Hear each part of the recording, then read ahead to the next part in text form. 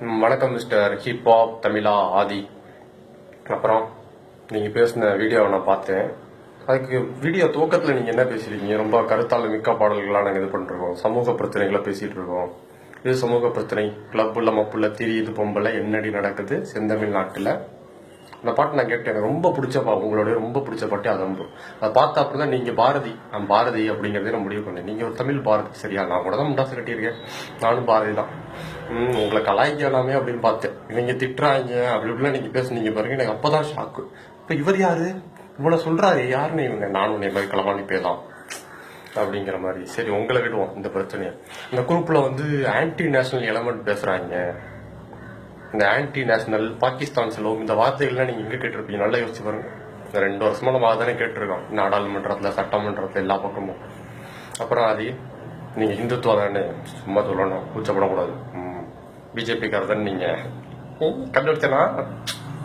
அதாவது இந்த போராட்டம் ஃபர்ஸ்ட் டே நீங்கள் சொன்ன மாதிரி இந்த ஜல்லிக்கட்டு, அலங்காநல்லூரில் இருக்கிற கைது பண்ணவங்களை விடுவிக்கணும், இப்படி தான் போச்சு. ஆனால் இந்த போராட்டத்தோட வெற்றி என்ன தெரியுமா உங்களுக்கு?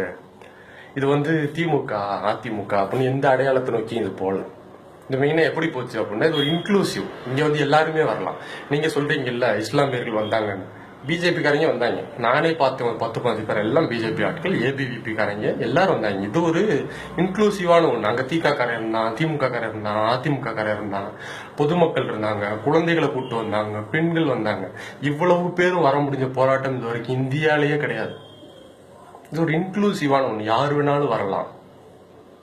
அதனால வந்து ஆன்டி நேஷனல் எலமெண்ட் பேசினாங்கன்னு நீங்கல்ல, தமிழனா இருக்கிறதுங்கிறது ஆன்டி நேஷனல் ஒன்று தாங்க. அதை முதல்ல புரிஞ்சுக்கோங்க, நடிக்காதீங்க. அப்படியே இவ்வளவு பிரச்சனைக்கும் காரணம் பன்னீர்செல்வம் கிடையாது. அவர் மிச்சர் சாப்பிடல, மோடி தான் மிச்சர் சாப்பிட்டாரு. இப்ப கூட பன்னீர்செல்வம் அவரால் முடிஞ்ச நடவடிக்கை எடுத்திருக்காரு. மோடி என்ன பண்ணாரு? உங்களுக்கு பயமா இருக்குல்ல மோடி எதிர்க்க? கால்புர்க்கி கொல்லப்பட்ட மாதிரி நாமும் கொல்லப்படுவோம் இருக்குல்ல. இஸ்லாமியர்கள் கொண்டுட்டு ஆட்சிக்கு வந்தவங்க சும்மா கிடைக்கூடாது. நம்மளுடைய அரசியல்வாதிகளை விட அவர்கள் மோசமானவர்கள். நாம இன்னைக்கு நிலைமையில் இருக்கோம் அப்படின்னா அது காரணம் நம்ம திராவிட பின்னணியில வந்தது. சும்மா வந்து ஆன்டி நேஷனல் எலமெண்ட், என்ன ஆன்டி நேஷனல் எலமெண்ட் பேசினாங்க? நம்ம ஆக்சுவலா மோடியை பத்தி தான் பேசிக்கணும். இந்த கூட்டத்தில் மேக்சிமம் பேசின எல்லாருமே வந்து பன்னீர்செல்வத்தை பத்தி தான் ரொம்ப கேவலமா பேசினாங்க. அதுவும் என்ன, நேற்று நைட்டு யாரும் பேசல, 2வது நாளே ஆரம்பிச்சிருச்சு. நம்ம இதெல்லாம் பேசுறோம்னா நம்ம 2வது நாளே பேசியிருக்கணும், சரியா? நானும் ஸ்டேட்டஸ் போட்டேன். நான் நீங்க ஏன் இப்ப பேசுறீங்க அப்படின்னா, இன்னைக்கு காலைல கார்த்திகேய சிவசேனா பத்தி பேசினாரு, ஓகேங்களா? இன்னைக்கு நீங்க பேசுனீங்க மத்திய அரசு தமிழக அரசு ஒரு முடிவுக்கு வந்துருச்சு, இந்த போராட்டத்தை ஒரு முடிவுக்கு கொண்டு வந்துடணும்னு. அதன் தொடர்ச்சியா கார்த்திகேய சிவசேனா பத்தி பேசியிருக்காரு. இப்ப நீங்க பேசுறீங்க ஐயோ போச்சு ஆன்டி நேஷனல். இப்ப என்ன பண்ண மத்திய அரசு? போச்சு ஆன்டி நேஷனல், தீவிரவாதிகள் உள்ள புந்துட்டாங்க, ISIS. இதுதான் காரணமா காட்டுவோம் கூட்டத்தை கலைக்க. நம்ம ஆட்கள் வந்து ஏன் தெரியுமா ரொம்ப தெளிவா இருந்தாங்க, தலைவன் ஒருத்தர் இருக்கவே கூடாதுன்னு. ஒரு தலைவனை வந்து ஈஸியா காலி பண்ணிட முடியும். கூப்பிடுவாங்க தனியா, தம்பி உங்களுக்கு எதிர்காலம் இருக்கு தம்பி. நீங்க கூட பயந்ததை பார்த்தேன். கோக்கு பெப்ஸுக்கு நான் இது பண்ணல, நான் பீட்டாக்கு எதிராக நான் தனிப்பட்ட முறையில் நான் பேசவே இல்லை. உங்க பேச்சுல பயம் நிறைய தெரிஞ்சது தம்பி, அது முதல்ல புரிஞ்சுக்கோங்க. இப்படிலாம் நீங்க பேசுற ஒரு தலைவன் நம்ம ஈஸியா காலி பண்ணிட முடியும்.